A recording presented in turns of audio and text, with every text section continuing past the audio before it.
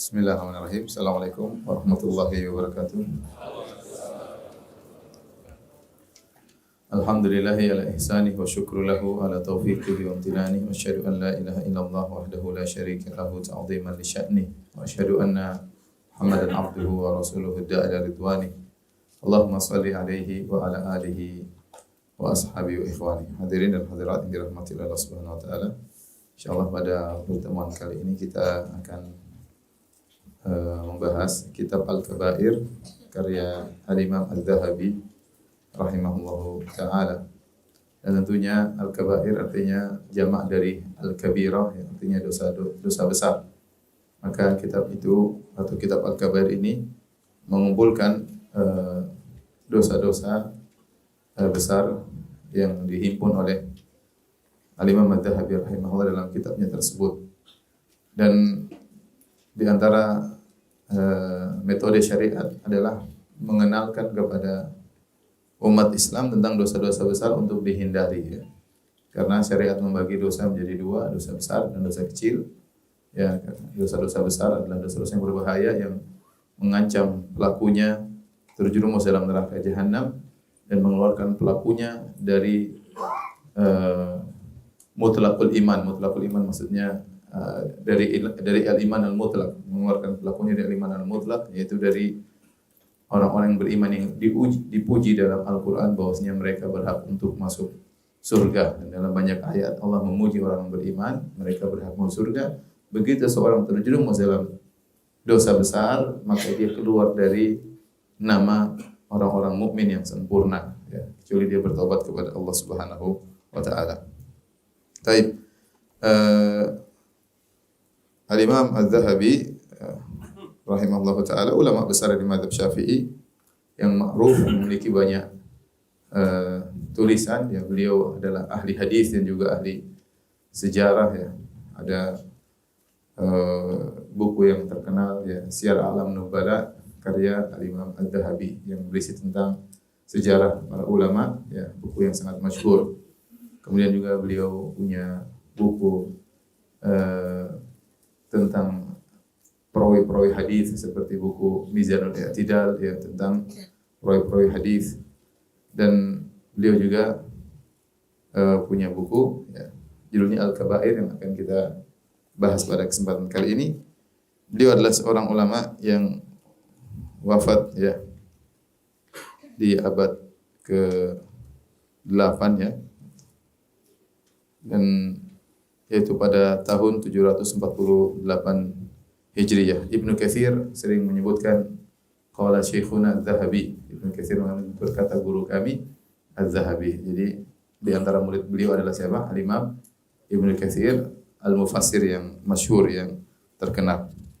Baik, sebelum kita membahas tentang dosa-dosa besar tersebut, ada beberapa yang saya sampaikan berkaitan dengan muqaddimah. Bisa dipakai enggak abang tulisnya? Gimana caranya? Seksi tuh. Kayaknya sempit tempatnya. Cukup, ya.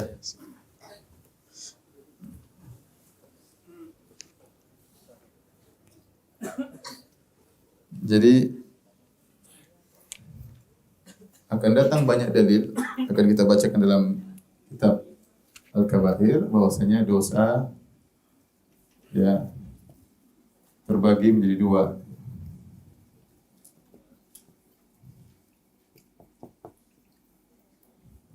Ada dosa kecil, ada dosa besar. Dosa kecil, ya, seperti, ya, Allah berfirman, alladzina yajtanibuna al-kaba'ira wal fawahisha illa al-lamam. Itu orang-orang yang menjauhi dosa-dosa besar dan perbuatan-perbuatan keji, illa lamam, kecuali dosa kecil dia tidak bisa menghindari. Ya, artinya al-lamam, di antara makna al-lamam, dosa-dosa kecil yang seorang sulit untuk menghindarinya. Tapi Allah memuji mereka tatkala bisa meninggalkan dosa-dosa besar. Ya, in tajtanibu kaba'ira ma tunhauna anhu. Jika kalian meninggalkan dosa-dosa besar yang dilarang. Jadi dalam syariat banyak sekali Allah mengatakan dosa-dosa besar, dosa-dosa besar, dosa-dosa besar, berarti ada dosa besar, ada dosa kecil. Dalam hadis juga Rasulullah SAW mengatakan Misalnya as-salawatul khams, ya, salat 5 waktu, al-jum'ah ila al-jum'ah, Ramadan ila Ramadan, ya. Ramadan satu dengan yang lainnya, salat Jumat dengan salat Jumat yang lainnya. Ya, kata Nabi sallallahu alaihi wasallam, mukaffiratun ma bainahunna idza sunibal kaba'ir. Maka akan menghapuskan dosa-dosa di antara keduanya jika dijauhi dosa-dosa besar. Berarti ada dosa besar, ada dosa kecil, ya.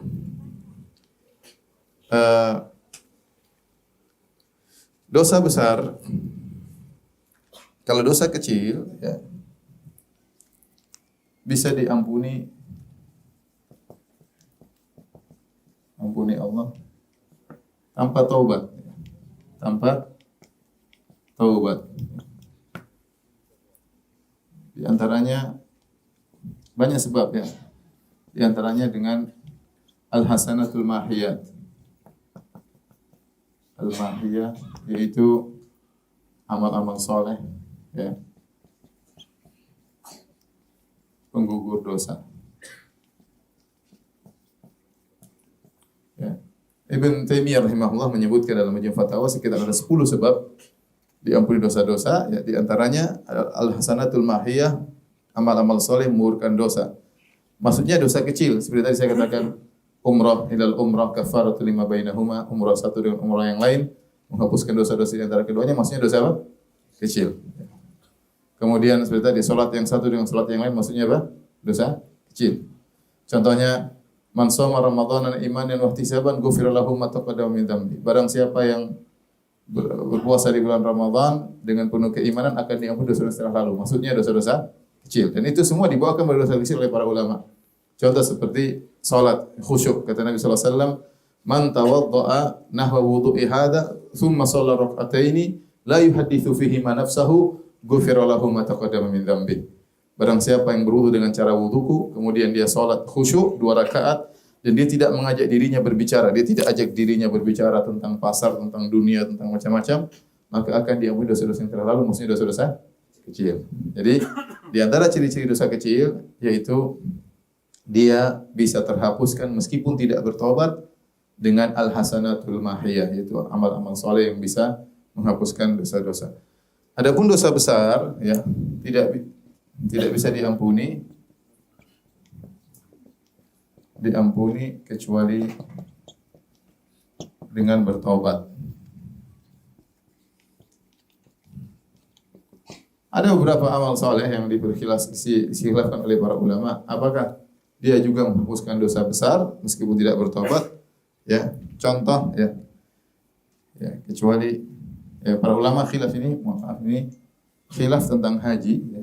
Khilaf tentang haji mabrur. Ya, apakah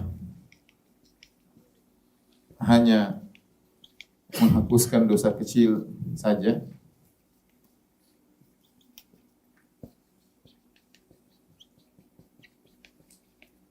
atau juga dosa besar?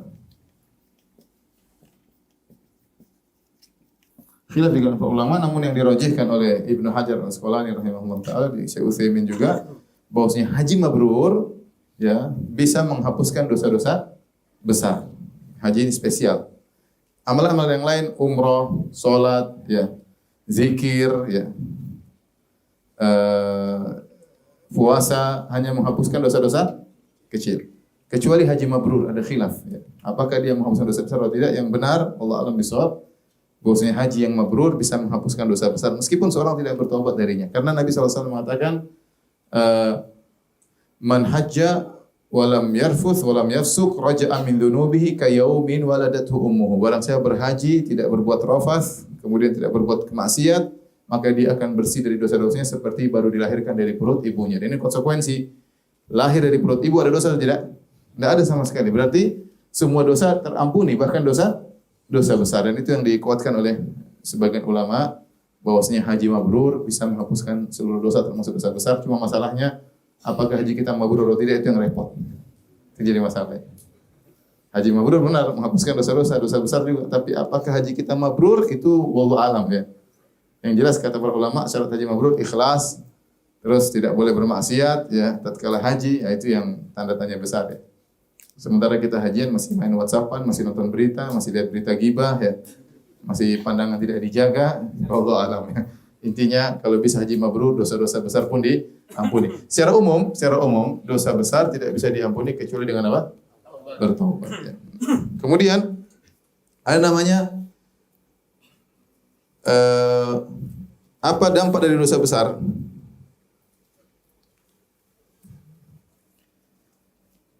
Kalau dosa kecil, seorang melakukan dosa kecil, dia masih dalam ya dampaknya, dia masih termasuk pelakunya,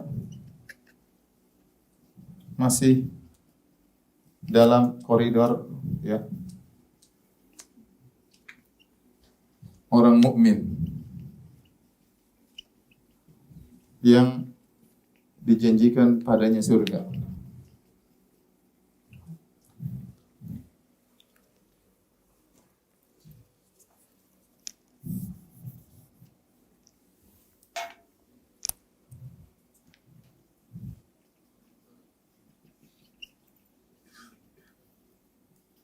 Ya, dan banyak ya orang-orang bertakwa, orang beriman seperti Allah menyebutkan surga, Allah mengatakan wa'iddat lil muttaqin, Allah siapkan bagi orang yang bertakwa. Jadi orang-orang yang bertakwa tidak disyaratkan harus bersih dari dosa kecil. Selama dosa kecilnya tidak banyak. Kalau banyak sekali, ya ini masalah juga ya. Karena kecil-kecil jadi banyak, jadi dosa besar ya. Kemudian juga seperti firman Allah Subhanahu wa taala, innamal mu'minuna alladziina idza dzukirallahu wajilat qulubuhum wa idza tuliyat 'alaihim ayatuhu zadatuhum imanan wa 'ala rabbihim yatawakkalun ya. Alladzina yuqimuna as-salata wa mimma razaqnahum yunfiqun ulaika humul mu'minuna haqqan lahum darajatun 'inda rabbihim wa maghfiratun wa rizqun karim. Dalam surat Al-Anfal bahwasanya orang-orang beriman akan mendapatkan ya surga dari Allah Subhanahu wa taala. Tidak disyaratkan mereka bebas dari dosa kecil. Jadi selama orang dosa kecil masih melakukan dosa kecil, dia masih masuk dalam koridor seorang mukmin yang dijamin surga selama dosa kecilnya tidak apa? Kebanyakan. Kalau kebanyakan terus-terusan ini repot. Makanya ada perkataan la saghirata ma'al israr. Tidak ada dosa kecil kalau terus-menerus. Tidak ada dosa kecil kalau terus-menerus. Kalau terus-menerus ya namanya yang kecil-kecil menjadi bertumpuk. Jadi kalau dia sesekali ya itu masih dikatakan orang beriman. Adapun kalau dia melakukan dosa besar, maka dia keluar daripada makna nama iman yang sempurna ya. Dampaknya pelakunya keluar dari sifat al-mu'min al-mutlaq atau iman mukmin yang sempurna, mukmin yang dijanjikan surga. Yang dijanjikan surga.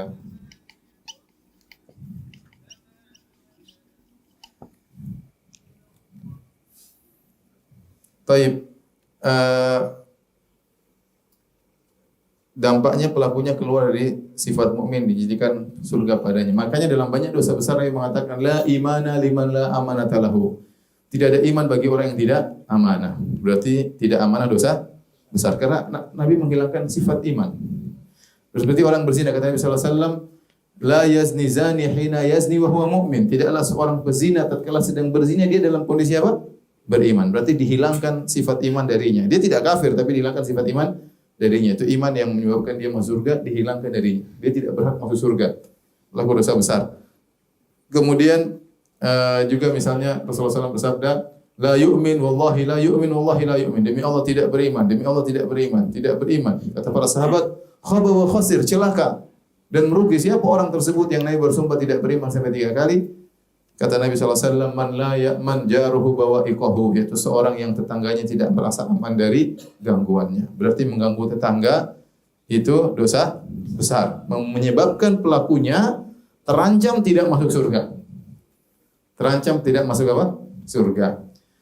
Oleh karenanya, menurut Ahlussunnah wal Jamaah,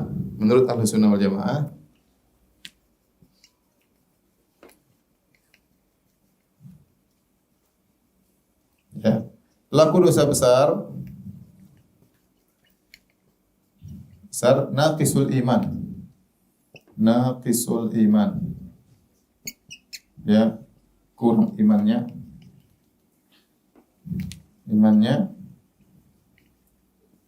Dan dia tahta masyiatillah, di bawah kehendak Allah. Kurang imannya disebut juga dengan fasik ya, ini apa? Fasik ya. Apa? Fasik ya.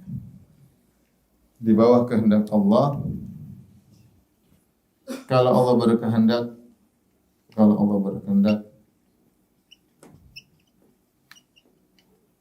Allah maafkan. Kalau Allah berkehendak, Allah azab.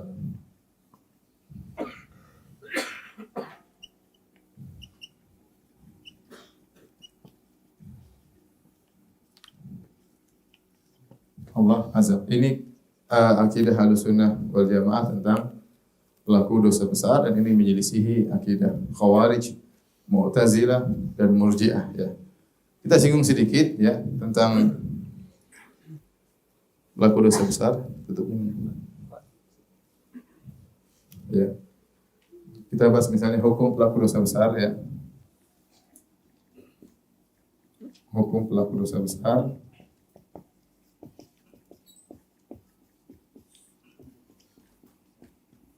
Maka menurut ya, Ahlus Sunnah, menurut ya, ini Ahlus Sunnah,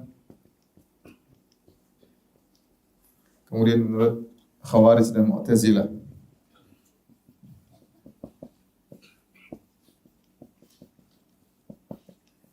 kemudian menurut Al-Murji'ah. Kalau menurut Ahlus Sunnah tadi apa statusnya? Fasik atau imannya kurang? Imannya kurang. Terancam dengan apa? Neraka ya, atau di bawah kehendak Allah. Di bawah kehendak Allah. Apa maksudnya di bawah kehendak Allah? Pelaku dosa besar selama dia bukan syirik ya, dalam kurung selama bukan syirik. Selama bukan kekafiran. Kalau kekafiran ya sudah dia kafir, tapi ada dosa-dosa besar bukan kekafiran ya. Nah, bagaimana nasib orang pelaku dosa besar? Mungkin dia zina, dia makan riba, dia berdurhaka sama orang tua, dia membunuh orang lain. Maka pelaku dosa besar ini kedudukan yang hukumnya di bawah kehendak Allah. Jika Allah berkehendak, Allah ampuni dia. Jika Allah berkehendak, Allah akan azab dia. Tapi masih ada kemungkinan dia masuk apa? Neraka. Masih ada kemungkinan dia tidak diampuni, dan masih ada kemungkinan dia diampuni. Karena Allah berfirman, "Innallaha la yaghfiru ay yushraka bih wa yaghfiru ma duna dzalika liman yasha." Kata Allah, Allah tidak mengampuni dosa syirik, tapi Allah mengampuni dosa selain syirik bagi yang Allah kehendaki. Berarti dosa selain kekufuran, selain syirik, durhaka, membunuh, merampok, mencuri, korupsi, ya, maka menuduh orang yang tidak, maka ini semua di bawah kehendak Allah. Mungkin Allah azab, mungkin Allah ampuni. Paham? Tetapi pasti ada sebagian yang tidak diampuni, dan pasti ada yang diampuni. Ya, karena dalil-dalil menunjukkan dalam hadis-hadis ya bahwasanya ada nabi melihat pelaku dosa besar dalam neraka jahanam. Nabi melihat. Contoh, kata Nabi sallallahu alaihi wasallam, "Dakhalat imra'atun an-nara fi hirratin habasatha, la hiya at'amatha wa la hiya tarakatha ta'kulu min khashashil ard." Nabi melihat seorang wanita diazab di neraka jahanam gara-gara mengekang seekor kucing. Dia siksa kucing tersebut. Dia kekang, tidak dikasih makan sampai mati, dan tidak dibiarkan makan sendiri. Mati kucing tersebut. Perempuan ini diazab atau tidak? Diazab. Nabi lihat dia diazab. Saya tanya sama antum, mengekang kucing sampai mati dosa besar atau kekufuran? Dosa besar, tapi bukan kekufuran. Berarti dia di bawah kehendak Allah. Bisa Allah ampuni, bisa Allah azab. Ternyata dalam kasus ini dia azab. Berarti dia termasuk dari kondisi yang tidak diampuni. Paham? Ya, Nabi banyak. Rasulullah lihat orang-orang seperti Rasulullah SAW mengatakan, "Sinfani min ahlin nar lam arahuma." Dua golongan yang penghuni neraka jahanam yang aku belum melihatnya sekarang. Yang satu yang menyiksa orang dengan mencambuknya. Yang kedua, Kasiyatun ariyatun, wanita yang berpakaian tapi telanjang di zaman Nabi. Nabi belum lihat, belum muncul. Tapi Nabi bilang termasuk penghuni apa neraka? Jahanam. Nabi melihat mereka disiksa, berarti ada dosa-dosa besar yang memang dipastikan pelakunya masuk neraka. Namun kita tidak tahu mana yang masuk neraka, mana yang diampuni. Tetapi maksud saya, tatkala kita mengatakan akidah Ahlussunnah bahwasanya pelaku dosa besar itu di bawah kehendak Allah, artinya pasti ada sebagian yang dimaafkan dan pasti ada sebagian yang tidak dimaafkan ya. Maksudnya apa? Yaitu pasti ada sebagian yang dimaafkan, ada sebagian yang diazab ya. Tidak dimaafkan.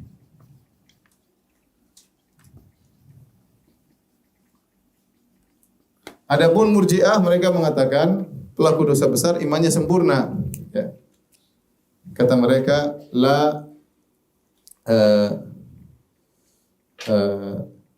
tidak apa namanya, bahwasanya maksiat tidak memberi kemudaratan kepada iman.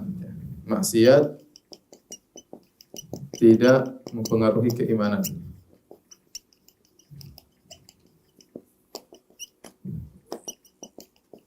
Berarti pelaku dosa besar imannya sempurna.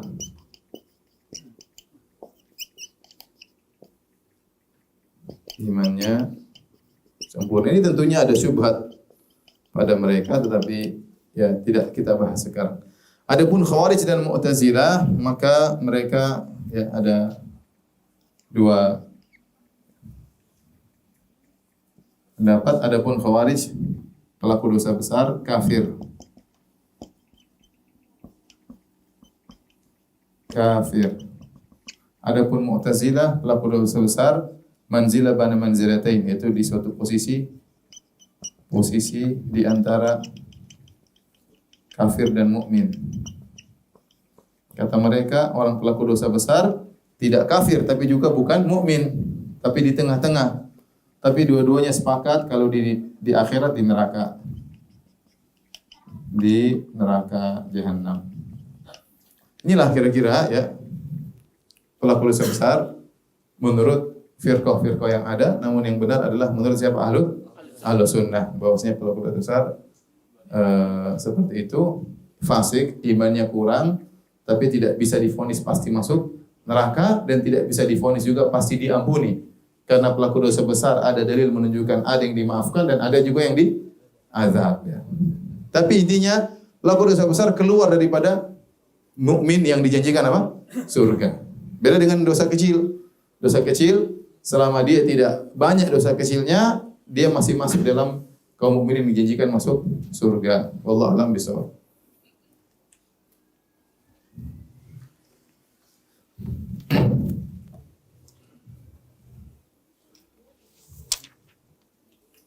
Kalau sudah tolong dihapus ya.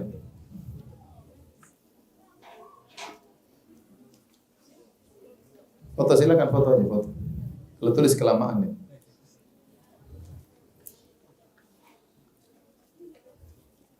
Foto nanti di murajaah lagi, diingat-ingat lagi. Jangan di foto aja.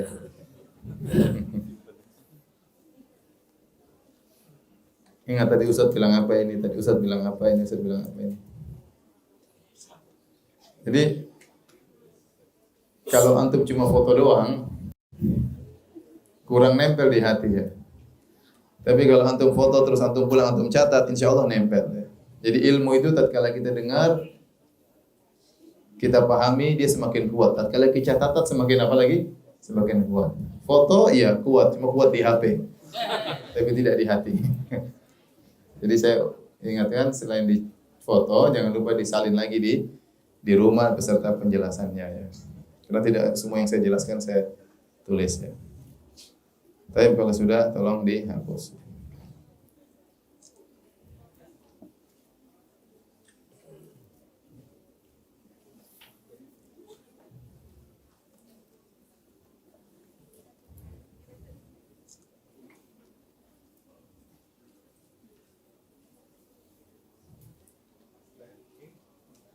Hapus saja, hapus.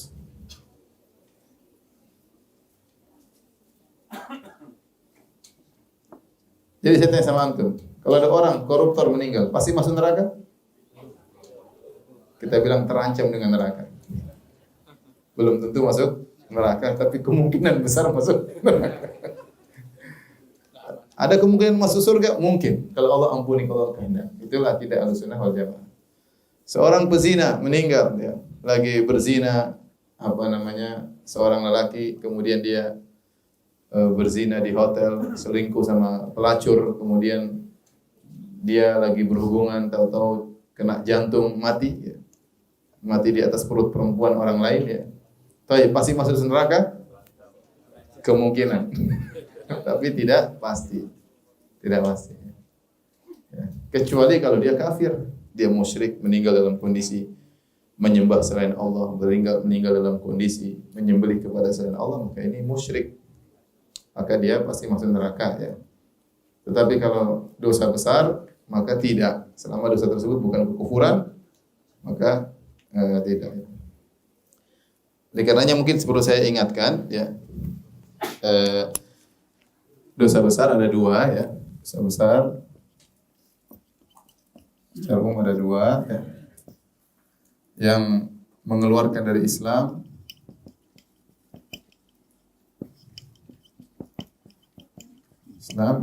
yang tidak mengeluarkan dari Islam.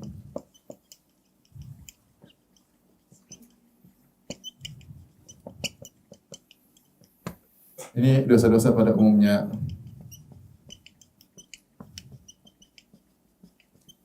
Adapun yang mengeluarkan dari Islam disebut yang apa? Kekufuran. Kekufuran macam-macam, di antaranya adalah syirik. Ya, di antaranya misalnya apa? Murtad banyak bentuknya. Misalnya menghina apa? Allah, ya, atau nabi, atau syariat. Kemudian misalnya menghalalkan apa yang diharamkan Allah, ya. Menghalalkan apa yang diharamkan.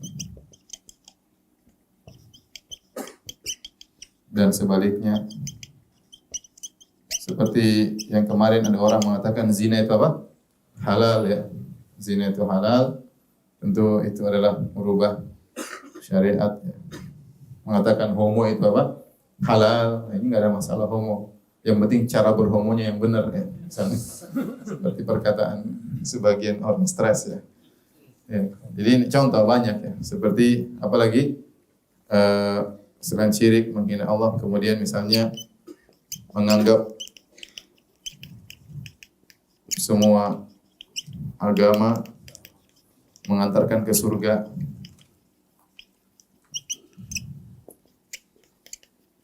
Ya, dan lain-lain banyak, ya. Ada namanya nawaqidul iman, pembatal-pembatal apa? Keimanan, keislaman, ya. Kalau yang kita bicarakan tadi, yang tahta masyiatillah, di bawah kehendak Allah tuh yang ini. Ini maksudnya yang di bawah apa? Di bawah kehendak Allah. Kalau ini apa? Kekal di neraka. Kekal di neraka. Paham? Jadi jangan salah paham. Baik. Sekarang kita bahas tentang apa definisi dosa besar. Apa definisi dosa besar? Ya, para ulama khilaf yang panjang tentang definisi dosa besar. Ibnu Taimiyah rahimahullah juga menyebutkan beberapa pendapat tentang definisi dosa besar. Dari definisinya terus khilaf juga tentang berapa jumlahnya. Apa definisi dan berapa jumlahnya juga khilaf di kalangan para ulama. Tapi kalau sudah tolong dihapus, ya.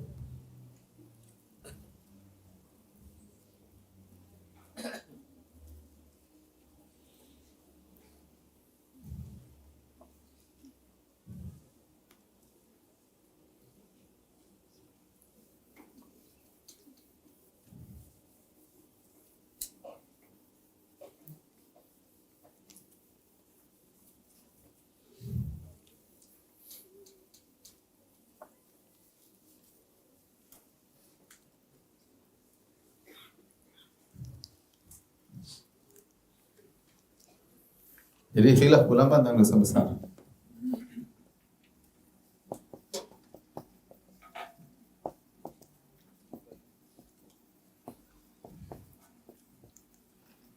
Dari dua sisi, pertama definisinya, yang kedua jumlahnya. Ada yang mengatakan khilaf ya, definisi khilaf ya. Ada beberapa pendapat ya. Ada yang mengatakan yaitu dosa yang seluruh syariat semua nabi sebelumnya mengharamkannya.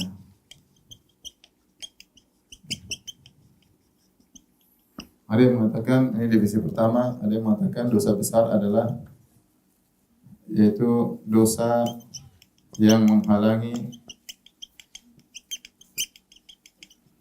seseorang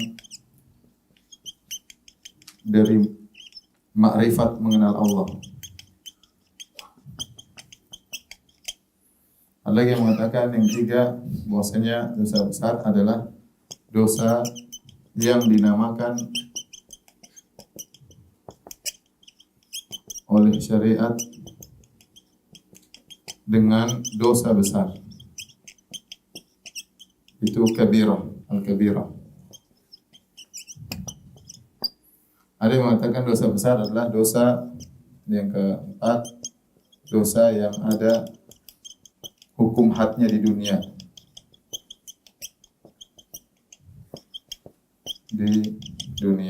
Ya. Namun pendapat yang lebih kuat ya, pendapat yang kuat yang ini dipilih oleh Ibnu Taimiyah, Az-Zahabi dan yang lainnya, bahwasanya dosa besar yaitu dosa yang mendapat ancaman khusus di akhirat maupun di dunia. Di dunia misalnya dengan apa? Dengan hukum had. Misalnya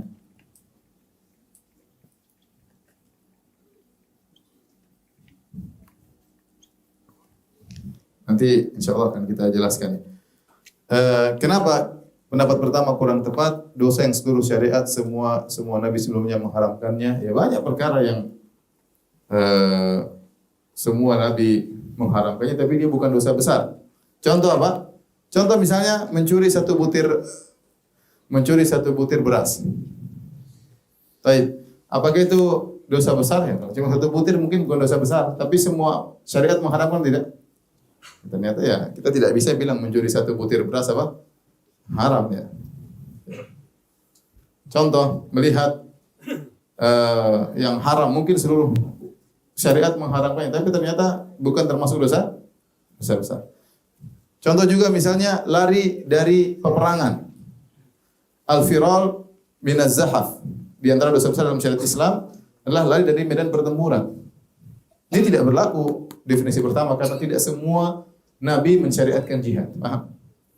Contohnya Nabi Musa. Nabi Musa tidak disyariatkan jihad, maka dia kabur bersama Bani Israel.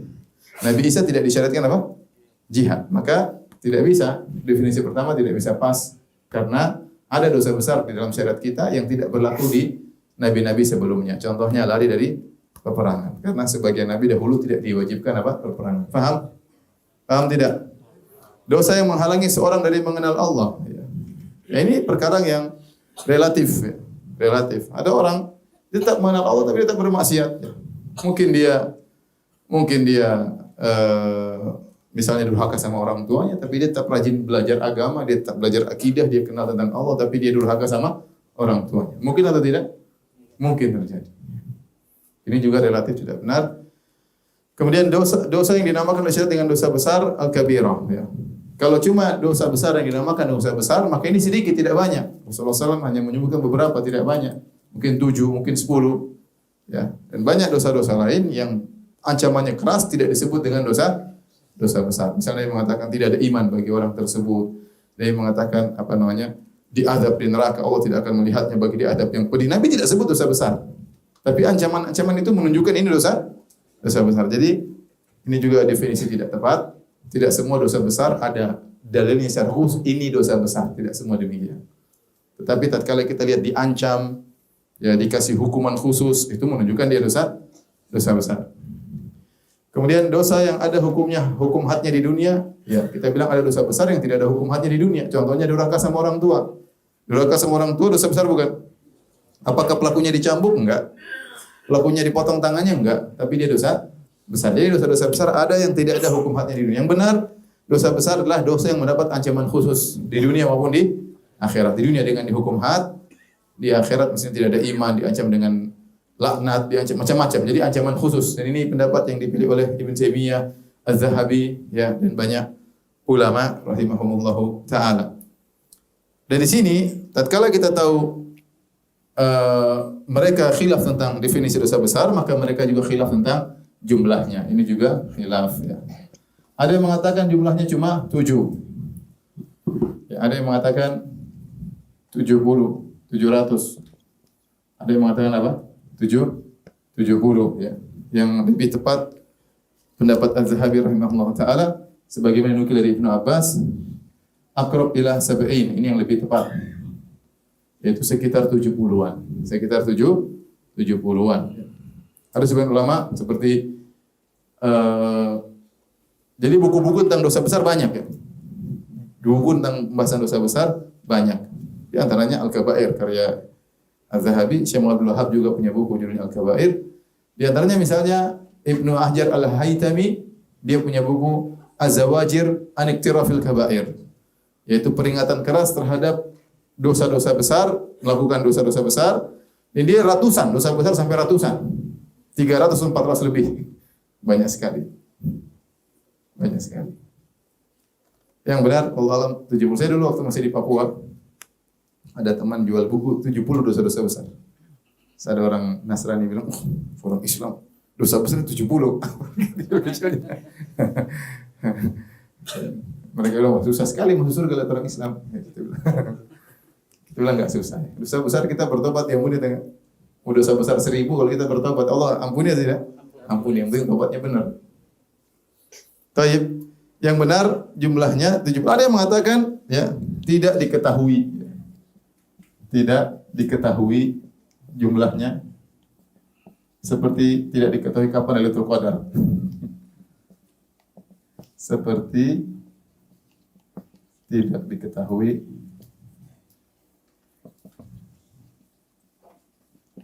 kapan Lailatul Qadar.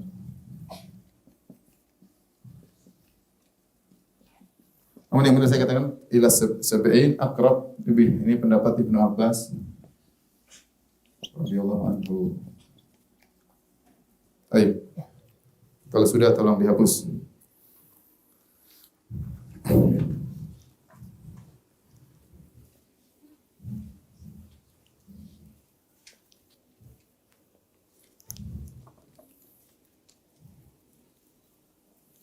Baik, metode pembagian dosa-dosa besar.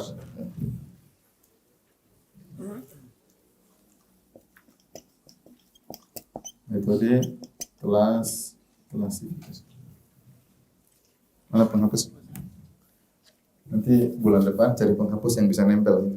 Ya. Kalau enggak anak bawain dari Jakarta.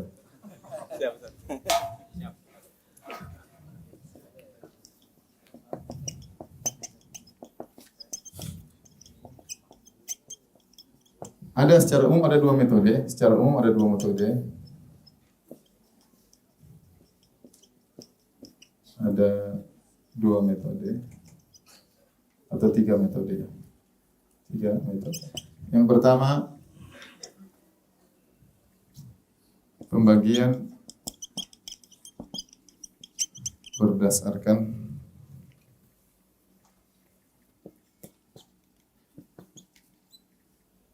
ini hitam terus apa? Biru ya. Jangan bimbang ya, jangan ragu ya.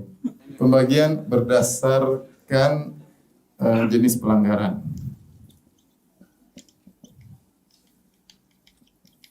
Yang kedua ini satu, yang kedua pembagian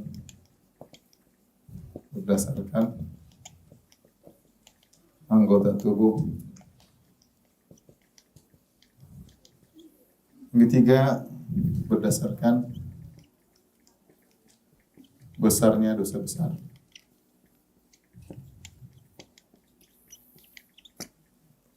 Pembagian berdasarkan jenis pelanggaran, seperti dia mengatakan ya, pelanggaran terhadap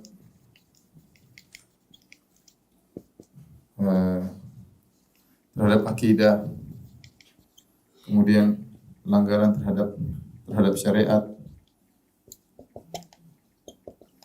kemudian pelanggaran terhadap pribadi,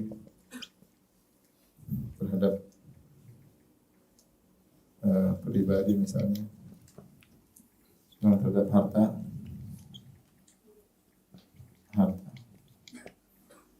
Pelanggaran terhadap akidah, misalnya contohnya apa? Contohnya syirik ya, pada Allah. Ya. Melanggar akidah, bersumpah dengan nama selain Allah dan lain-lainnya ya, dan lain-lain. Terhadap syariat misalnya tidak sholat, tidak haji padahal mampu. Misalnya terhadap pribadi, misalnya ghibah, namimah, zina, ya. Kemudian liwat, homo, dan lain-lain. Terhadap harta, misalnya mencuri, kemudian riba, dan lain-lain. Ya. Pembagian berdasarkan anggota tubuh, misalnya dosa besar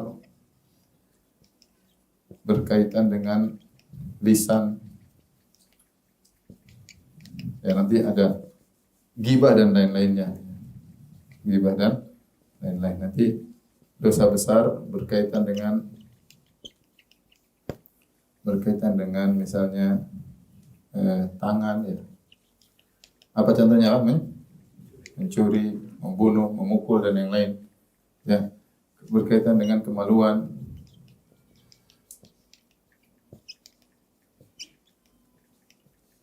Contohnya misalnya apa? Zina, homo dan lain-lain ya. Kemudian ya ini contohnya, ini metodenya Ibnu Qayyim, ini metodenya Ibnu Qayyim.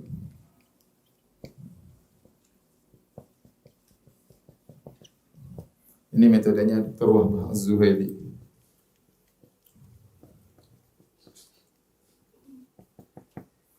Berdasarkan dosa besar ini seperti Az-Zahabi yang akan kita bahas ya, Az-Zahabi. Ya. Jadi beliau memulai dengan dosa-dosa yang paling besar, memulai menyebutkan dosa-dosa yang terburuk. Baru kemudian dosa-dosa yang selanjutnya. Baik, ini kira-kira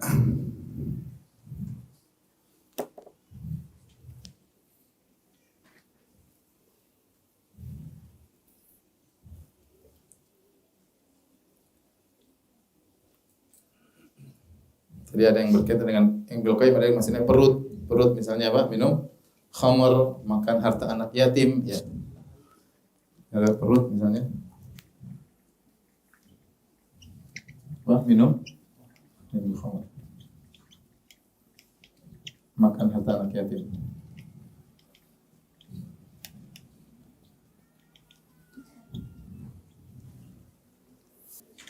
Baik.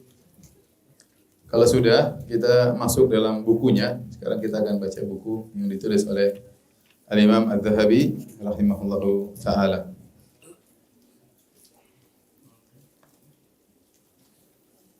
Qala Syekhul Imam Al-Hafidh Syamsuddin Muhammad bin Ahmad bin Utsman Az-Zahabi ghafarallahu lahu.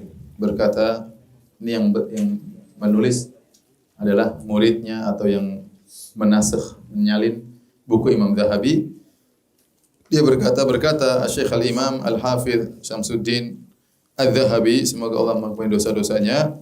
Imam Zahabi berkata, alhamdulillahi alal iman bihi wa bi kutubihi wa rusulihi wa malaikatihi wa aqdarihi wa sallallahu ala nabiyyina Muhammadin wa alihi wa ansarihi salatan daimatan tuhilluna darul qarar fi jiwarihi.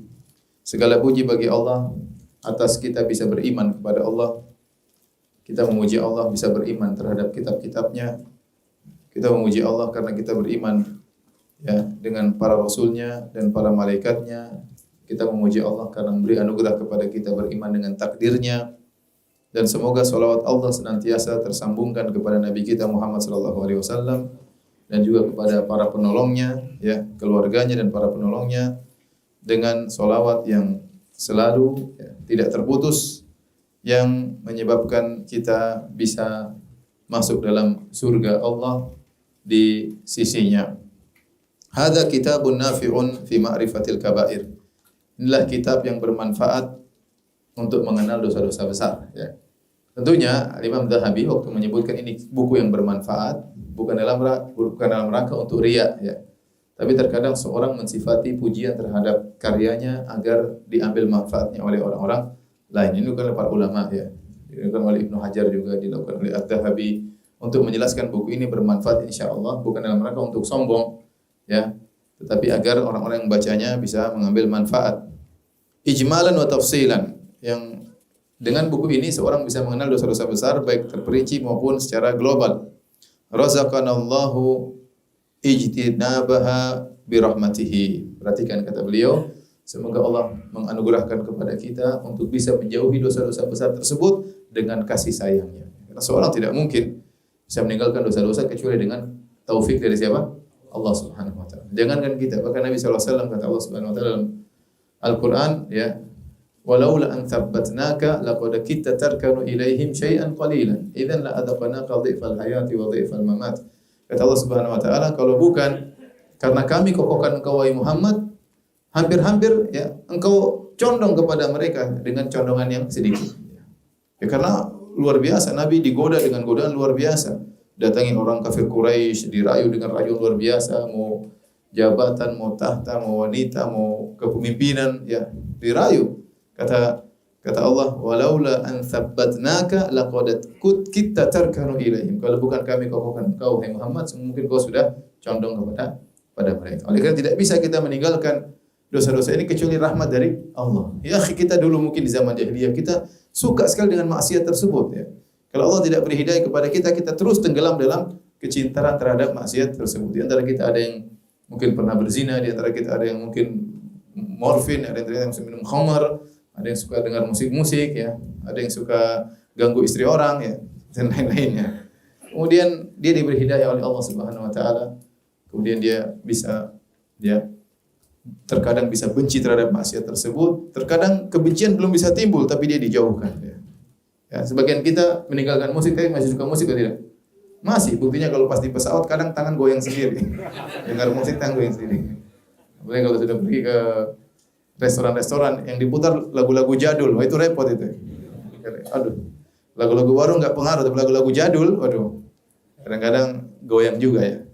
Oleh karenanya, ya, hanya rahmat Allah yang bisa membuat kita terhindar dari dosa-dosa tersebut. Kalau Allah tidak merahmati kita, kita akan terkuasai hawa nafsu kita dan kita akan tenggelam dalam dosa-dosa besar tersebut. Qala Allah Ta'ala, beliau berkata, Allah Subhanahu wa taala berfirman, "In tajtanibu kaba'ira ma tunhauna anhu nukaffir ankum sayyi'atikum wa nudkhilkum mudkhalan karima." Jika kalian menjauhi dosa-dosa besar yang kalian dilarang darinya, maka kami akan menghapuskan dosa-dosa kalian, dosa-dosa kecil. Wa nudkhilukum mudkhalan karima, dan kami akan masukkan kalian dalam tempat masuk yang baik, yaitu dengan cara pemasukan yang baik, itu di surga. Ini dalil, ya.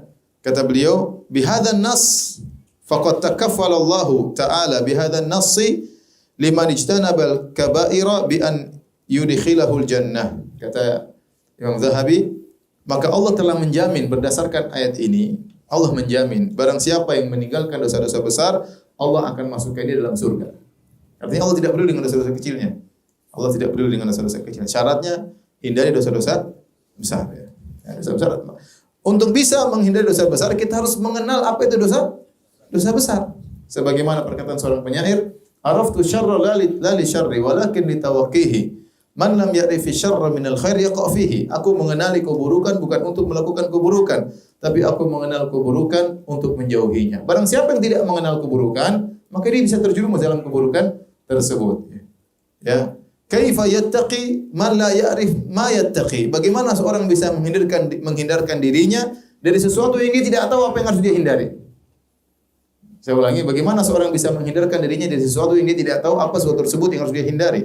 Maka kalau ingin menghindarkan diri dari dosa besar, kita harus kenal apa itu dosa besar agar kita bisa hindari. Bukan maksudnya kalau itu dosa kecil sikat aja, enggak. Maksudnya kalau dosa kecil ya terjerumus kadang-kadang, ya itulah manusia ya.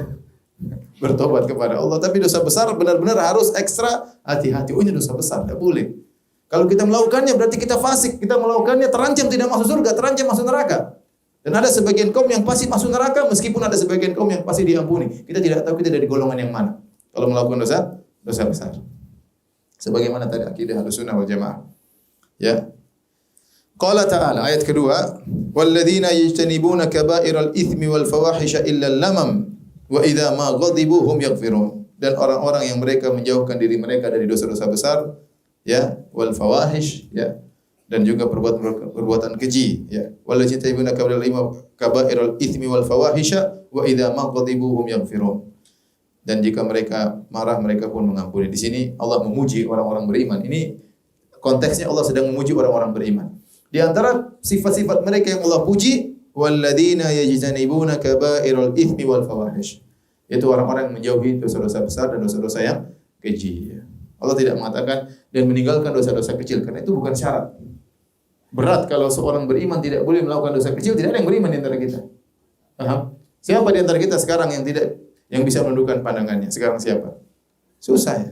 Kecuali orang buta. Kalau enggak buta, selama ente masih punya medsos, ente tidak mungkin selamat dari dosa kecil. Ente pasti melihat maksiat. Selama ente nonton berita, pasti ente lihat maksiat. Emang yang pakai berita pakai jilbab syar'i? Enggak. Mana pembawa berita pakai jilbab syar'i? Ya, enggak ada. Ya, ente pasti nonton, enggak mungkin nonton beritanya saja, pasti ente serius nonton pembawa berita. Kita semua, bukan ente aja. Karena yang mau selamat enggak usah nonton apa? Berita. Kalau mau selamat. Dosa kecil Ustaz. Kalau banyak jadi besar. Hati-hati. Hati-hati. Oleh karenanya Allah tidak mensyaratkan orang yang beriman meninggalkan dosa kecil, perbuatan yang berat di luar dari kemampuan dosa orang. Tapi yang penting jauhi dosa-dosa besar. Maka dosa-dosa kecil bisa lah Allah ampuni. Ya, bisa Allah abaikan, bisa. Kemudian Allah berfirman, wa qala ta'ala, Allah berfirman, alladzina yajtanibuna kaba'iral itsmi wal fawahisha illa lamam. Inna rabbaka wasi'ul maghfirah. Allah puji lagi orang-orang beriman, di antara sifat mereka yaitu orang-orang yang menjauhi dosa-dosa besar dan perbuatan keji kecuali lamam. Lamam dosa kecil mereka tidak bisa hindari. Allah mengatakan apa salah, ya. Siapa yang bisa terhindari dosa kecil? Inna rabbaka wasi'ul maghfirah. Sungguhnya Rabbmu luas ampunannya. Artinya selama engkau menjauhi dosa-dosa besar, rahmat Allah masih apa? Luas. Dosa kecil bisa diampuni selama tidak terus-terusan.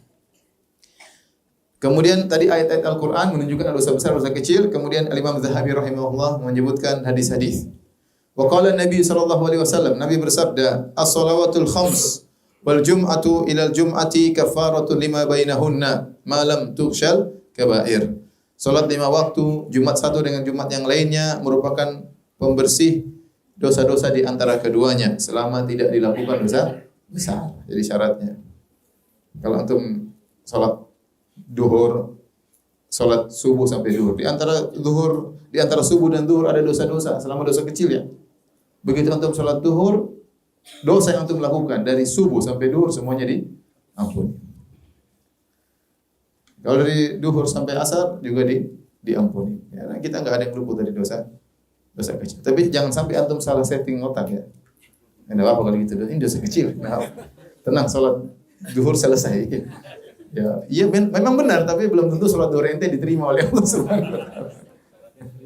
Syaratnya diterima, kalau diterima baru diampuni. Jangan kita spekulasi lah ya. Mending kita enggak usah lakukan dosa kecil. Karena kalau kita tidak lakukan dosa kecil, maka dosa pahala kita semakin apa? Semakin tinggi. Tapi kalau kita melakukan dosa kecil ya tentu kualitas pahala kita berkurang ya. Karena ada dosa-dosa kecil tersebut ya. Tapi maksud saya, seorang sudah berusaha semaksimal mungkin, kalaupun dia harus berdosa, maka terjerumuslah dalam dosa-dosa kecil, jangan dosa-dosa besar. Kemudian kata Nabi sallallahu alaihi wasallam, kata Az-Zahabi, "Fata'ayyana 'alaina al-fahsu 'anil kaba'ir ma hiya." Maka wajib bagi kita untuk mencari, memeriksa. Al-fahsu itu memeriksa tentang dosa-dosa besar. Apakah itu dosa-dosa besar? Kita harus periksa.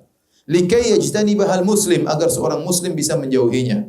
Fawajadna al-ulama qad ikhtalafu fiha. Kata Az-Zahabi, kami dapati ternyata para ulama khilaf tentang definisi dosa besar. Ini beliau sebutkan ditinjau dari jumlah. Faqila hiya sab'un. Sebagian ulama mengatakan jumlah dosa besar cuma 7. Enak ya, cuma 7 ya. Yang lain dosa kecil semua. Wahtajju biqaulihi alaihi salatu wassalam, dan mereka berdalil dengan sabda Nabi sallallahu alaihi wasallam, ijtanibu sab'al mubiqat. Nabi pernah menyebutkan, jauhilah kalian dari 7 perkara yang membinasakan.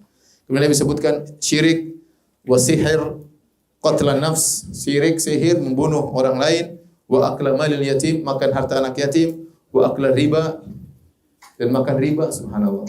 Saya kadang berpikir bagaimana seorang bisa makan harta anak yatim. Tapi terjadi, saya lihat sendiri terjadi. Ya, ada orang dititipin duit mungkin sekitar 60 juta, 70 juta untuk diberikan kepada anak yatim. Sampai sekarang sudah berapa tahun tidak diterima, orang tersebut tidak mau kirim. Subhanallah. Benar ada orang makan harta anak yatim. Ya. Sama seperti seorang pengelola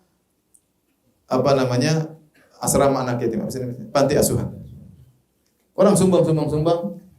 Tapi dia mungkin boleh makan sebagai pengurus, gaji yang wajar. Apa sih pengurus gaji yang wajar? Berapa gajinya? Taruhlah 5 juta. Ternyata dia ambil gaji dari sumbangan tersebut 20 juta. Dia bikin gaji sendiri. Namanya makan harta anak yatim. Sementara harta yang terkumpulkan cuma 25 juta per bulan. 20 dia makan sendiri, 5 juta buat anak yatim ya. Ini namanya makan harta anak yatim, dosa besar. Tapi kemudian di antara 7 perkara tersebut, akla riba, makan riba, wa tawalli yaumaz zahfi, lari dari medan pertempuran, wa qadfal muhsanat, dan menuduh wanita baik-baik dengan tuduhan zina dan yang lainnya. Nabi cuma menyebutkan 7, sehingga sebagian ulama mengatakan bahwasanya dosa besar cuma 7. Yang kedua, pendapat yang mengatakan jumlahnya 70. Wa jaa'a an Ibni Abbasin, kata Az-Zahabi, telah datang riwayat dari Ibnu Abbas radhiyallahu anhuma, qala, Ibnu Abbas berkata, hiya ila sab'in aqrab minha ila sab'. Jumlah dosa besar itu kepada 70 lebih kuat daripada jumlahnya 7. Ini yang dipilih oleh Az-Zahabi, bahwasanya jumlah dosa besar 70-an, kurang lebih 70-an, bukan sekedar 7. Kata beliau, wa sadaqa wallahi Ibnu Abbas, dan sungguh benar demi Allah Ibnu Abbas benar. Wal hadis fama fihi hasrul kabair. Adapun hadis yang menyebutkan jauhilah 7 perkara, Nabi tidak membatasi bahwasanya dosa besar cuma 7. Walladzi yattajihu wa yaqumu alaihi dalil. Ya, dan yang lebih kuat dan yang ada dalilnya, apa yang dimaksud dengan dosa besar, yaitu manirtakaba huban min hadhil adzaim. Barang siapa yang melakukan perkara-perkara besar ini, maka dia terjerumus dalam dosa besar. Apa itu? Perkataan Az-Zahabi, mimma fihi haddun fid dunya, dosa besar. Beliau mulai menjelaskan definisi dosa besar, yaitu yang ada hukum hadnya di mana? Di dunia. Contohnya apa? Zina, ada hukum hadnya enggak? Ada. Mencuri? Ada. Ya. Liwat, homoseksual ada tidak? Ada. Ya. Murtad? Ada. Membunuh orang lain? Ada. Ini semua ada hukum hadnya. Kal qatli waz zina was sariqah, seperti membunuh, berzina dan mencuri. Yang pertama, au jaa fihi wa'idun fil akhirah. Dimasuk dosa besar yang kedua kata beliau, yaitu ada ancaman khusus di akhirat, min adzabin wa ghadabin wa tahdid. Seperti azab, barang siapa melakukan demikian azabnya ini, atau Allah murka kepadanya, atau ancaman. Ini berarti dosa besar. Au lu'ina fa'iluhu ala lisan nabiyina Muhammad sallallahu alaihi wasallam. Atau yang ketiga kata beliau, yaitu dosa tersebut barang siapa melakukannya dilaknat melalui lisan Nabi kita Muhammad sallallahu alaihi wasallam. Ya. La'anallah misalnya, laknatullah 'alal yahud wan nasara ittakhadhu qubur anbiya'i masajida. Allah melaknat Yahudi Nasrani menjadikan kuburan nabi-nabi mereka sebagai masjid. Maka orang menjadikan kuburan sebagai masjid terlaknat, dan itu dosa besar karena terlaknat.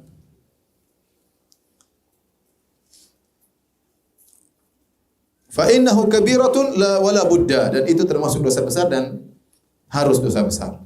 Kemudian kata beliau, ma'at taslimi dzalika anna ba'dal kaba'ir akbaru min ba'd. Tentunya kita terima bahwasanya dosa besar bertingkat-tingkat.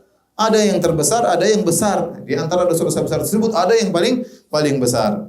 Ala tara anna alaihi salatu wassalam adda syirka minal kaba'ir? Tidakkah engkau lihat bahwasanya Nabi menganggap syirik termasuk dosa besar? Ma anna murtakibahu mukhalladun fin nari wa la yughfar lahu abadan. Padahal pelaku kesyirikan dia akan kekal dalam neraka jahanam dan tidak akan diampuni selama-lamanya. Artinya dosa besar yang kufur. Dosa besar yang kufur. Berarti dosa besar bertingkat-tingkat. Qala Allah Ta'ala, Allah berfirman, "Inna Allah la yaghfiru an yushraka bih wa yaghfiru ma duna dzalika liman yasha." Sungguhnya Allah tidak mengampuni dosa syirik dan Allah mengampuni dosa selain syirik. Allah juga berfirman, wa qala ta'ala, Allah juga berfirman, innahu may yusyrik billah faqad harrama Allah alaihi al-jannah. Sungguhnya barang siapa berbuat syirik kepada Allah, Allah haramkan surga baginya. Wala budda minal jam'i bainan nusus. Makanya kita harus mengkompromikan di antara dalil-dalil yang datang. Nabi juga bersabda, qala Nabi sallallahu alaihi wasallam, ala unabbiukum bi akbaril kabair. Maukah aku kabarkan kepada kalian tentang dosa yang paling besar di antara dosa-dosa besar? Dia ingin menunjukkan dosa besar bertingkat-tingkat. Qala hatsalata, Nabi ucapkan 3 kali. Maukah aku tunjukkan kepada kalian dosa terbesar dan dosa besar? Maukah aku tunjukkan kepada kalian dosa terbesar dan dosa besar? Maukah aku tunjukkan kepada kalian dosa terbesar dan dosa besar? Qalu bala ya Rasulullah, tentu ya Rasulullah. Kata Rasulullah sallallahu alaihi wasallam, al-isyraku billah, syirik kepada Allah. Wa uququl walidain, durhaka kepada orang tua. Wa kana muttaqian fajalasa, dari Nabi berittika, bertelekan, kemudian Nabi duduk, menunjukkan keseriusan. Yang ketiga kata Nabi, ala wa qaulu zur, hati-hatilah dengan dosa berkata bohong. Ya, famazala yukarriruha hatta qulna laitahu sakat. Nabi ulangi lagi, hati-hati dengan perkataan dusta, sumpah dusta, hati-hati, sampai kami berkata seandainya Nabi diam. Karena Nabi benci sekali dengan dosa tersebut. Muttafaqun alaih. Ya, hadis riwayat Bukhari dan Muslim. Fa bayyana alaihi salatu wassalam anna qaula zuri min akbaril kaba'ir. Maka Nabi jelaskan dalam hadis ini di antara dosa besar yang paling besar adalah perkataan dusta, saksi dusta, sumpah dusta. Wa laysa lahu dzikrun fi sab'il mubiqat. Padahal Nabi tidak sebutkan di antara 7 yang membinasakan tadi. Wa kadzalikal uquq, demikian juga durhaka kepada orang tua, Nabi juga tidak masukkan dalam 7 yang membinasakan. Jadi waktu Nabi menyebutkan ijtanibu sab'al mubiqat, jauhilah kalian dari 7 dosa yang membinasakan, ini bukan berarti batasan dosa besar cuma berapa? 7. Karena dalil lain menunjukkan ada dosa besar tidak disebutkan di sini. Misalnya tadi durhaka kepada orang tua dan sumpah palsu, termasuk juga dosa besar. Dari situ bahwasanya dosa besar jumlahnya menurut Az-Zahabi lebih condong kepada pendapat Ibnu Abbas, itu sekitar berapa puluh? 70 dosa besar. Baik, tadi tatkala beliau menyebutkan dosa besar, kata beliau ada 3 cirinya. Yang pertama tadi apa? Ada hukum hadnya di dunia. Yang kedua, diancam dengan ancaman khusus di akhirat seperti kemurkaan, azab. Ya. Yang ketiga, dilaknat oleh Nabi sallallahu alaihi wasallam. Ditambahkan oleh sebagian ulama seperti Syekh Masyhur Hasan Salman, di antara dosa besar ini dia simpulkan dari perkataan para ulama, ciri-cirinya yang keempat, ya, seperti dinafikan iman. Tidak beriman yang begini, tidak beriman yang begitu, berarti dosa besar. Atau dinamakan dengan kabirah, termasuk dosa besar. Seperti tadi. Ala ukhbirukum bi akbaril kabair. Mau kabarkan kalian tentang dosa besar. Nabi namakan dengan dosa besar. Atau Nabi sebutkan mubiqat, dosa-dosa yang membinasakan. Ijtanibu sab'al mubiqat, berarti dosa besar. Atau Nabi mengatakan, atau disebut dengan fahisyah. Allah sebutkan innahu kana fahishatan wa maqatan wa sa'a sabila. Seperti kata Allah Subhanahu wa taala, wala tankihu ma nakaha abaukum. Wala tankihu ma nakaha abukum minan nisa, ya, illa ma qad salaf innahu kana fahishatan wa maqatan wa sa'a sabila. Jangan kalian menikah dengan wanita-wanita yang pernah dinikahi oleh bapak-bapak kalian. Artinya istri bapak jangan dinikahi. Kalau bapak sudah meninggal kemudian janda bapak dinikahi, enggak boleh. Atau bapak sudah ceraikan kita nikahi, enggak boleh. Kata Allah, innahu kana fahishatan wa maqatan wa sa'a sabila. Sungguh itu perbuatan yang keji. Waktu Allah menamakan ini perbuatan keji, dosa besar atau bukan? Dosa besar. Meskipun tidak disebut dosa besar, tapi dikatakan keji, maka cukup merupakan dosa besar. Ya. Ya, kata Allah, wala taqrabu zina innahu kana fahisha wa sa'a sabila. Jangan kalian dekati zina, sungguhnya zina adalah fahisha. Kemudian misalnya min amali syaitan. Nabi sebutin ini perbuatan syaitan, berarti dosa besar. Ya. Atau Nabi mensifati pelakunya dengan kefasikan. Atau Nabi mengatakan aku berlepas diri dari orang melakukan demikian. Ya. Atau Nabi mengatakan laisa minna, bukan dari golongan kami. Seperti kata Nabi sallallahu alaihi wasallam, laisa minna man darabal khududa wa syaqqal juyuba wa da'a bid'awal jahiliyah. Bukan dari golongan kami seorang tatkala terkena musibah, maka dia pun menampar-nampar wajahnya, robek-robek bajunya dan seru dengan seruan jahiliyah. Kata Nabi bukan dari golongan kami. Seperti kata Nabi, man ghasyana falaysa minna. Barang siapa yang melakukan kecurangan bukan dari golongan kami. Berarti dosa besar. Seperti Nabi mengatakan gugur amalannya. Seperti man taraka salatal asar habitu amaluh. Kata Nabi barang siapa meninggalkan salat asar telah gugur amalannya. Berarti meninggalkan salat asar dosa besar. Atau Nabi mengatakan ya bahwasanya Allah akan menjadi musuhnya pada hari kiamat. Itu misalnya orang yang memperkerjakan terus tidak dibayar, maka Allah akan jadi musuhnya pada hari kiamat. Atau Allah menghalangi taubat darinya. Atau Allah mengharapkan surga baginya, atau Allah tidak melihatnya pada hari kiamat, atau Allah mensifati dia dengan tersesat. Ya, ini contoh-contoh lafal-lafal yang merupakan ancaman khusus yang menunjukkan itu adalah dosa besar. Makanya saya katakan tadi, definisi dosa besar adalah dosa yang diancam dengan ancaman khusus di dunia maupun di akhirat. Itu gampangannya seperti itu. Diancam dengan ancaman khusus. Semua dosa tentu terancam, tapi ancaman khusus.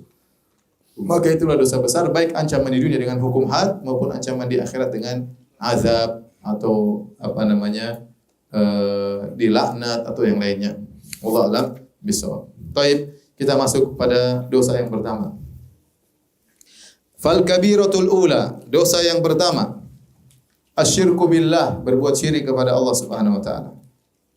Wa huwa anta ja'ala lillahi niddan wa huwa khalaqak. Itu engkau mengambil tandingan bagi Allah padahal yang menciptakanmu adalah Allah. Ini definisi diambil dari hadis Nabi sallallahu alaihi wasallam ya. Anta ja'ala lillahi niddan wa huwa khalaqak. Engkau menjadikan tandingan bagi Allah padahal yang menciptakan engkau hanyalah siapa? Allah Subhanahu wa taala. Oleh karena sebagian orang mengatakan, "Ya Ustaz, kenapa syirik tidak diampuni? Apa masalahnya syirik?" Dia bilang syirik beda dengan dosa-dosa lain. Kalau dosa-dosa lain berkaitan dengan hak manusia, adapun syirik berkaitan dengan hak Allah semata ya. Maka kalau dosa-dosa lain Allah masih bisa ampuni, tapi syirik hak istimewa Allah, tidak boleh yang disembah kecuali Allah. Karena Allah yang ciptakan kamu, Allah yang memberikan kau berbagai sarana dan fasilitas, Allah yang ciptakan bumi ini, bumi dari Allah, udara dari Allah, matamu Allah dari Allah, semuanya dari Allah. Terus kau menyembah selain Allah, maka itu apa? Dosa yang tidak akan diampuni. Saya sering kasih logika, misalnya ada seorang ayah dan kedua suami istri punya anak ya. Anaknya dalam perut istrinya 9 bulan dengan berbagai macam kesulitan dihadapi. Kemudian anak tersebut lahir, kemudian bapaknya kerja setengah mati, disekolahkan, dikuliahkan, sudah entah berapa duit habis dengan berbagai macam kesusahan. Begitu dia selesai kuliah, dia kerja, dia berbakti kepada bapak ibu yang lain. Kira-kira gimana? Ya marah. Atau dia menduakan, dia berbakti sama bapaknya ini, sama om yang lain, sama seperti itu. Tentu marahlah. Ya. Marah. Sama Allah yang ciptakan engkau, Allah yang berikan kau segala sesuatu, engkau senikmat, terus kau menyembah kepada selain Allah, bahkan kau menyembah kepada yang hina, lebih hina daripada dirimu, menyembah mayat ya, yang tidak bisa apa-apa, menyembah sapi, menyembah batu, menyembah bintang yang tidak bisa berbicara, menyembah bulan yang tidak bisa berbicara, yang tidak berakal. Gimana? Kemudian Allah maka Allah pasti tidak mengampuni dosa seperti ini karena ini berkaitan dengan hak Allah Subhanahu wa taala. Taib. Kemudian kata beliau wa ta'budu ma'ahu ghairahu. Namanya syirik, engkau menyembah Allah dan engkau menyembah juga selain Allah. Itulah hakikat syirik. Syirik itu bukan kita pindah agama. Syirik itu bukan saya menjadi Hindu, menjadi Buddha, menjadi ateis. Syirik itu secara bahasa engkau menyembah Allah dan menyembah selain Allah. Itu namanya syirik. Karena artinya mengambil syarikat bagi Allah. Mengambil tandingan bagi Allah, maka lafal syirik atau musyrik itu menunjukkan orang musyrik tersebut juga masih menyembah Allah. Hanya saja dia menyembah juga kepada selain Allah, itu masalahnya.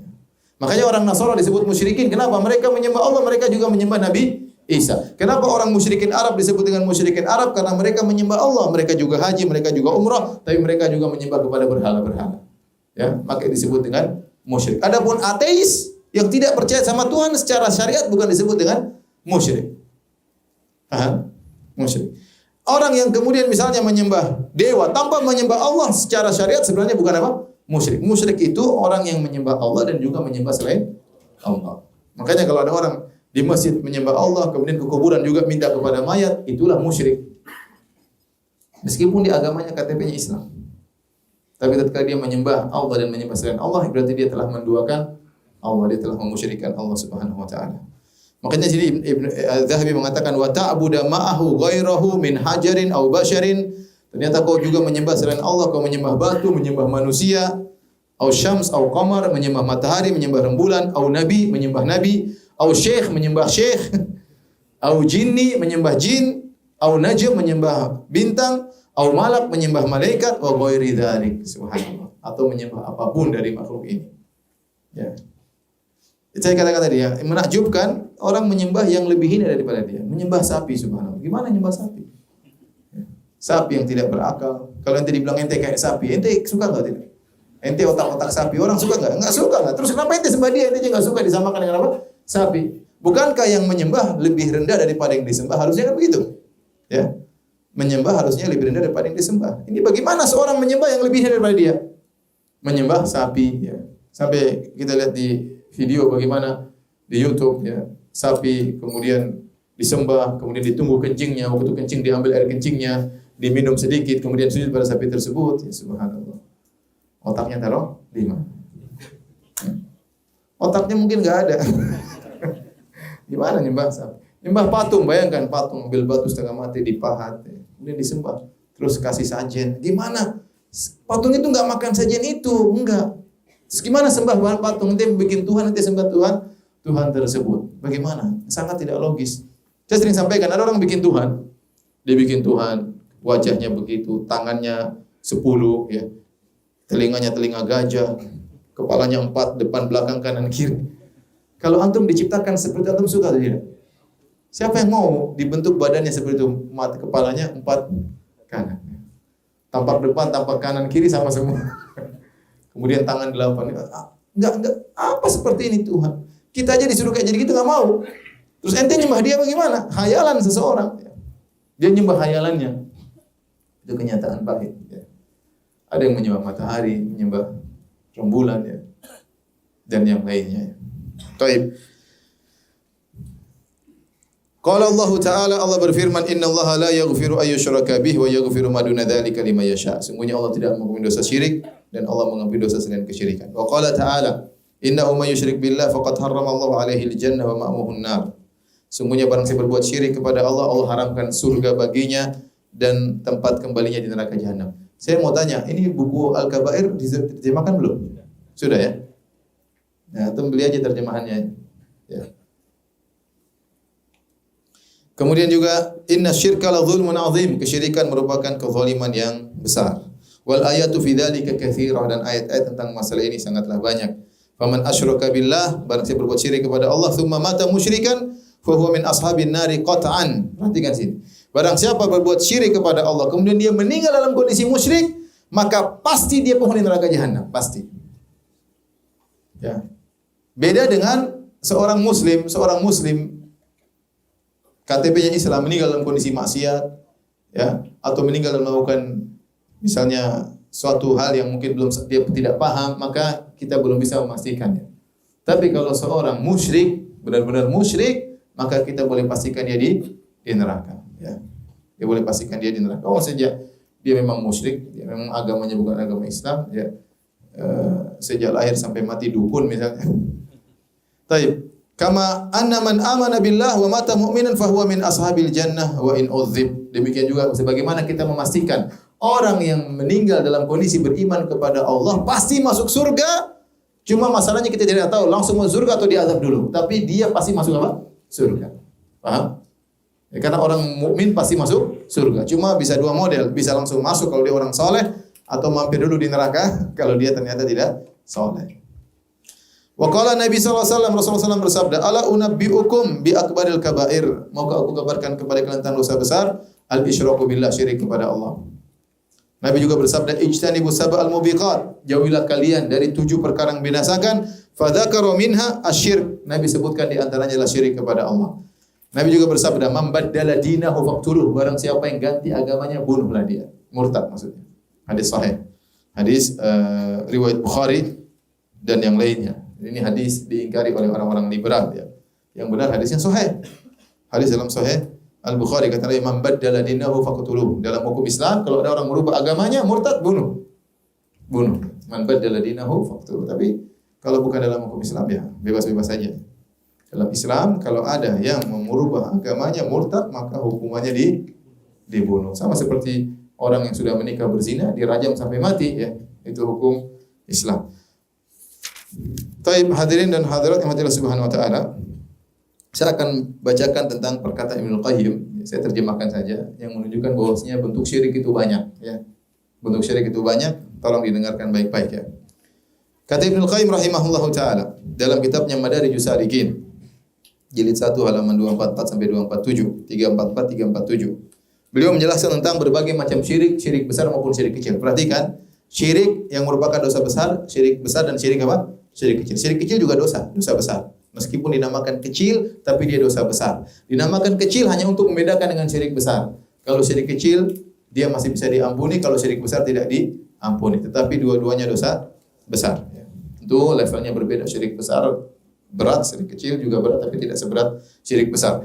Kata Ibnu Qayyim rahimahullahu taala, beliau berkata, adapun syirik kecil seperti sedikitnya riya, kemudian tasannu lil khalqi, yaitu ya sama riya, yaitu menampakkan seakan-akan zuhud, seakan-akan rajin sedekah ya di hadapan orang-orang, bersumpah dengan nama selain Allah, atau seorang lelaki berkata kepada yang lainnya, Masya Allah wa syi'ta, karena kehendak Allah dan kehendakmu, atau dia berkata hadza minallah wa minka, ini dari Allah dan dari engkau. Nah boleh, harusnya kita mengatakan hadza min fadli rabbi, ini semua dari siapa?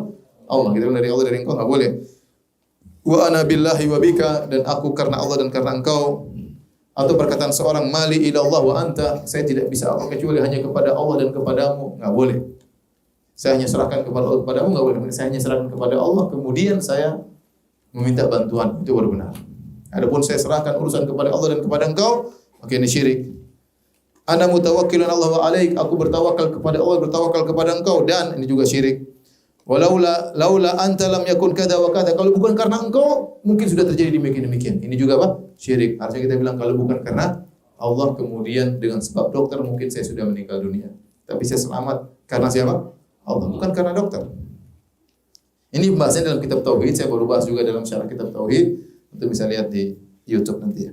Kemudian itu syirik kecil. Bisa jadi syirik akbar, ya tergantung pengucapnya dan tujuannya. Kalau dia tujuan benar-benar dia bersandar kepada Allah dan kepada engkau, benar-benar dua-dua ini yang menggantungkan nasib saya gantungkan kepada Allah dan kepada engkau, maka ini syirik akbar. Tapi hukum asalnya syirik berkaitan dengan lafal-lafal tadi semuanya syirik kecil.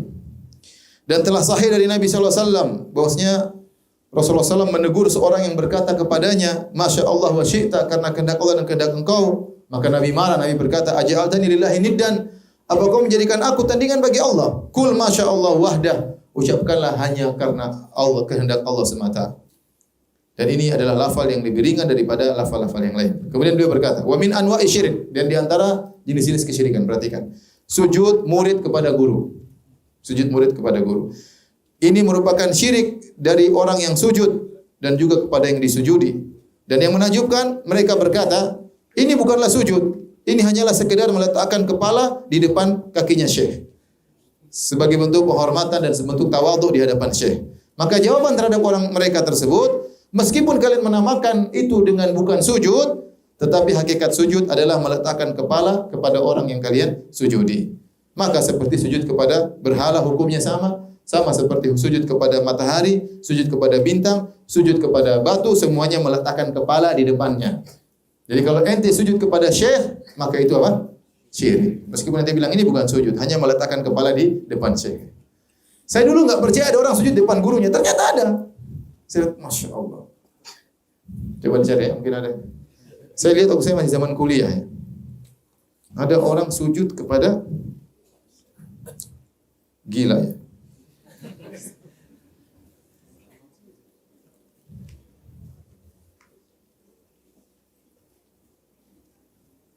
Biasanya di Google ada Google canggih.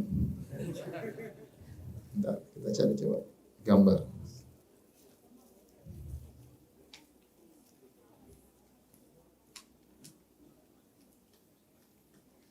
Oh, sudah dihapus mungkin.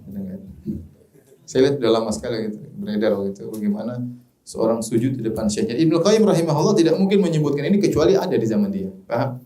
Bagaimana seorang mengkultuskan gurunya sampai sujud di depan gurunya.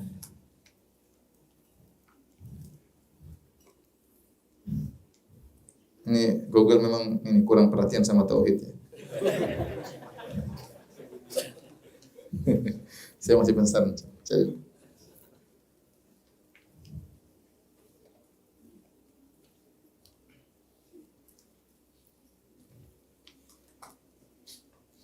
Oh iya, enggak ada. Siapa tahu nanti dicari ada ya. Di mana YouTube mungkin ada. Taib.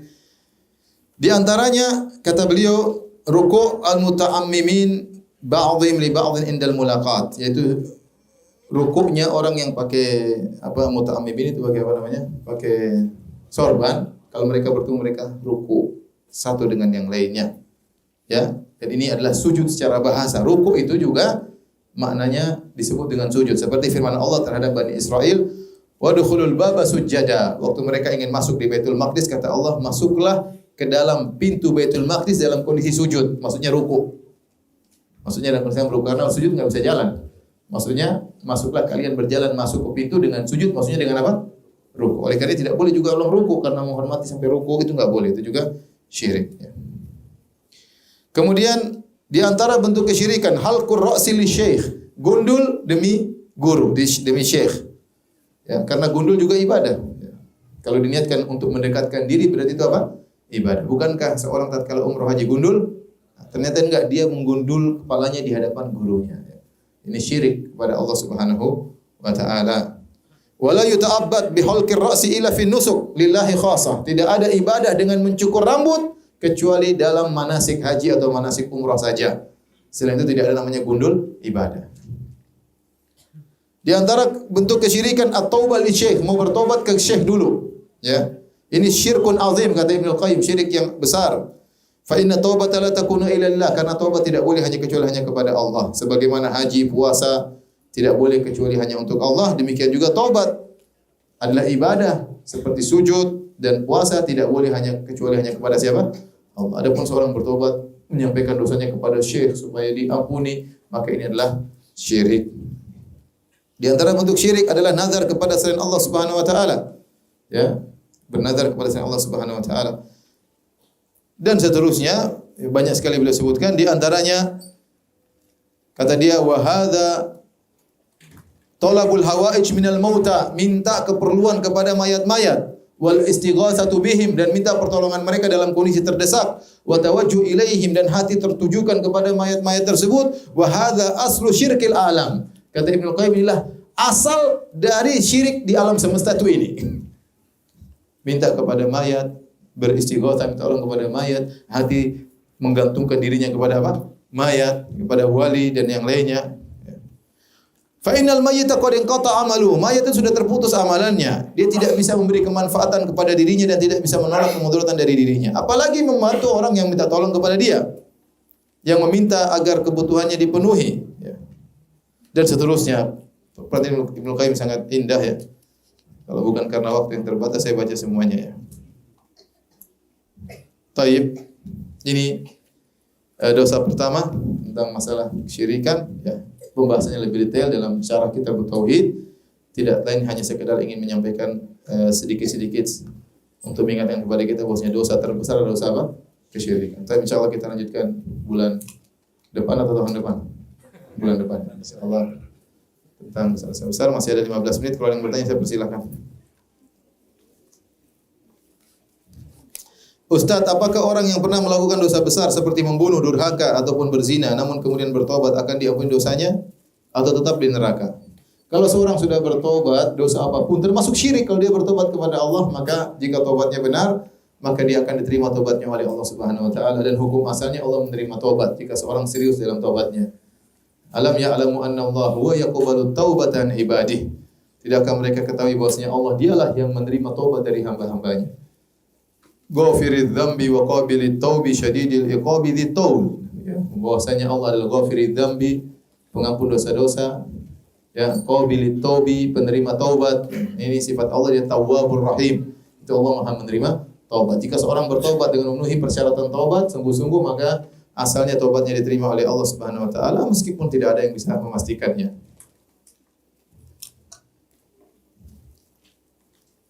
Bagaimana cara agar tidak durhaka kepada orang tua, tapi orang tua tersebut setiap hari, setiap saat kata-katanya kasar, mudah marah, dan selalu memancing emosi. Jadi seringkali saya hanya diam.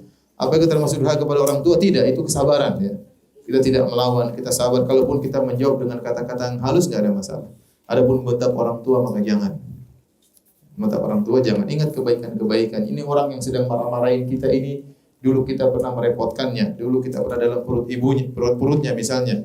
Dulu dia pernah hampir mati gara-gara ingin melahirkan kita, ya. Maka kita ingat hal tersebut, kita jangan jawab dengan kemarahan. Boleh jawab dengan bahasa yang halus. Kalau enggak mampu mending diam. Mending diam, itu ujian. Ada seorang diuji dengan orang tuanya, di antaranya sang penanya. Apakah mendengarkan musik, nonton film, drama Korea termasuk dosa besar? Insyaallah nanti kita lanjutkan bahasnya. Siapa tahu disebutin tentang drama Korea. Tunggu aja nanti. Sabar, jangan buru-buru ya. Yang jelas itu dosa. Jelas itu apa? Dosa. Tinggal dosa besar, dosa kecil, nanti ada pembahasannya, kita tunggu aja. Ya, gimana nonton drama Korea? Anda dengar apa namanya vokalisnya atau pemain filmnya bunuh diri, benar tidak? Antum aja tahu, saya nggak tahu. Jadi kasih tahu orang. Saya bilang itu nonton bunuh diri, iya. Temannya juga ikut bunuh diri, subhanallah. Gimana nonton mau cari kebahagiaan, nonton orang yang menderita akhirnya mati bunuh diri. Kacau.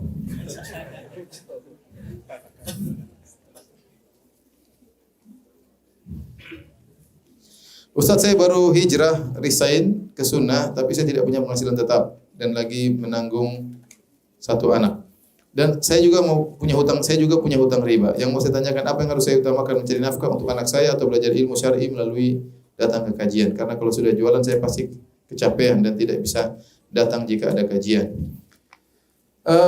Bisa berusaha menggabungkan dua-duanya. Kalau memang harus kerja, ada saatnya mungkin sambil kerja nonton YouTube atau dengar sesuatu sambil kerja, nggak ada masalah ya. Kondisinya seperti ini, kalau kajian terus juga nanti nggak bisa apa? Nggak bisa makan ya. Akhirnya terjerumus lagi dalam kemaksiatan, melakukan yang haram.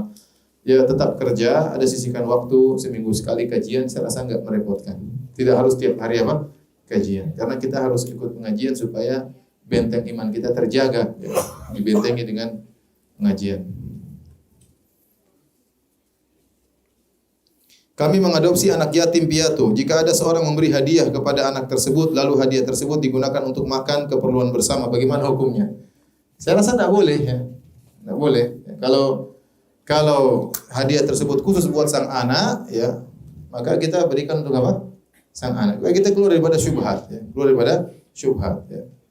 Ya, kecuali kita makan secukupnya buat makan toh misalnya, ya, atau yang lain. Tapi adapun kita panggil semua keluarga ikut makan, ternyata anak itu cuma dapat 10%, 90%-nya buat kita, ya repot. Ya, sebaiknya janganlah. Ya. Insyaallah Allah kasih rezeki. Ya. Kalau orang kasih, ya sudah. Ya, kecuali anak yatim tersebut ya ridha, ya, tapi kita nggak tahu kan, dia masih kecil mungkin nggak ngerti. Insyaallah kalau kita ikhlas mengurus anak yatim, insyaallah rezeki dimudahkan oleh Allah Subhanahu wa taala. Ustadz, kadang ada orang mudah-mudahkan. Dia berkata, biarin aja ke neraka dulu, yang penting kan akhirnya masuk surga. Emang enak masuk neraka? Biarkan ke neraka dulu. Dulunya tuh berapa ribu tahun, ente nggak tahu ya. Mampir dulu, mampir, penting masuk surga. 1000 tahun, 2000 tahun nggak ada masalah. Batukmu nggak ada masalah 1000 tahun. Ente dibakar 1 menit aja ente nggak kuat. Dia 1 detik aja ente dibakar ente nggak kuat. Gimana ente bilang tenang aja, yang penting masuk surga? Ya akhi, jangan coba-coba neraka, adab yang paling pedih. Kata Allah, wala yu'adzibu adabahu ahad. Tidak ada yang mengadab seperti adabnya Allah. Kalau Allah sudah mengadab, ente khayalkan adab terpedih, adab Allah lebih pedih. Mungkin kita bayangkan ya, kalau orang diadab, kita gores-gores dengan silet, kita kasih cuka, itu masih kurang pedih. Lebih pedih kalau Allah yang apa? Yang adab. Jangan coba-coba ya. Ini orang ngawur ini ya. Ya Allah. Yang sampai dia bilang begini dikabulkan oleh Allah, waduh repot. Ya, janganlah. Kalau berusaha sebisa mungkin jangan sampai masuk apa? Neraka. Adik ana memiliki pasangan haram dan ana sudah sering beritahu hukumnya pacaran. Namun orang tua ana malah ngomelin ana. Kalau ana negur adik ana dan mereka tidak melarang adik ana pacaran, lalu jika ana membenci adik ana karena dia pacaran, apakah boleh Ustaz? Apa yang harus ana lakukan? Nasihati ya. Benci, kita benci dengan perbuatannya, tapi kita kasihan dengan adik kita ya. Ya, kalau kita menjauhi dia semakin menjadi-jadi. Ya kita lihat apa yang bisa bermanfaat baginya. Kalau dengan menjauhi dia menjadi sadar, jauhi aja. Tapi kalau ternyata kita menjauhi dia semakin menjadi-jadi, maka jangan dijauhi. Mending kita nasihati, ingatkan.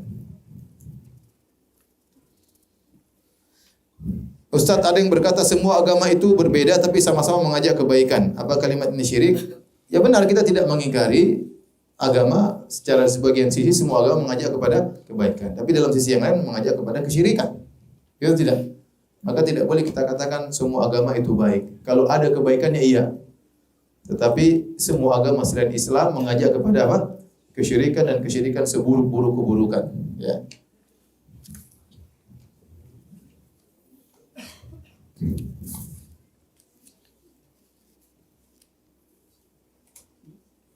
Bagaimana orang tidak sholat tapi banyak berbuat baik? Apakah termasuk dosa besar? Ya iya, dosa besar ya.